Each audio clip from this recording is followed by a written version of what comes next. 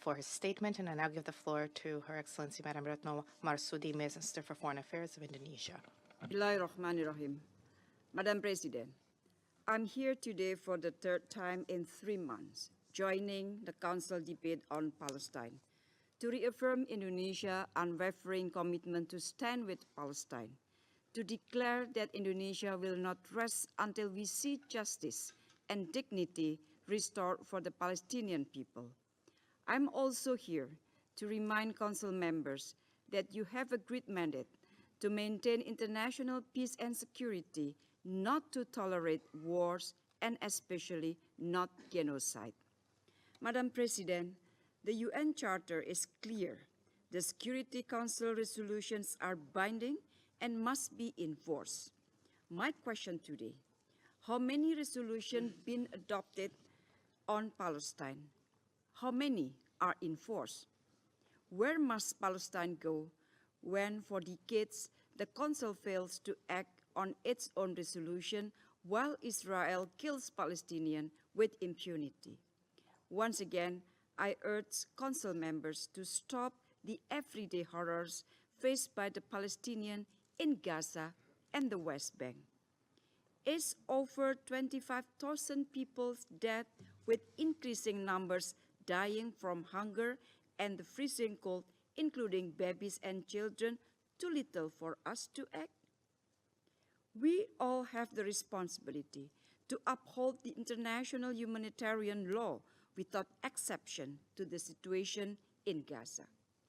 Madam President, on 18 January, Prime Minister Netanyahu openly declared he would not allow a Palestinian state to exist. Indonesia strongly rejects this statement. This statement is unacceptable. This confirms Israel's ultimate goal to wipe Palestine from the world map. Will this Council remain silent in the face of such intention? A threat of a full-blown war in the Middle East is a real and present danger. In this context, I emphasize the following. First, we demand an immediate and permanent ceasefire. This will be a game changer for everything. Most importantly, it will provide space to address the humanitarian situation in Gaza, begin work on post-conflict reconstruction, and the process for the two-state solution.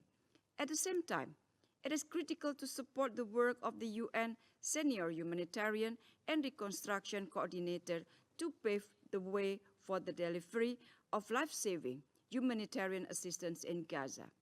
Second, Palestine must be granted immediate full membership in the UN. This is essential to start fair and balanced work on the two-state solution and to stop Israel's brutal aggression. And third, stop the flow of arms to Israel. Every weapon sent to Israel can be used to kill innocent civilians. Madam President, Israel must be held accountable for this action, including atrocities in Gaza. No nation is above the law. And next month, Indonesia will present its oral statement for the ICJ advisory opinion brought to the court on the mandate of the General Assembly. Indonesia will take any possible avenues to support Palestine.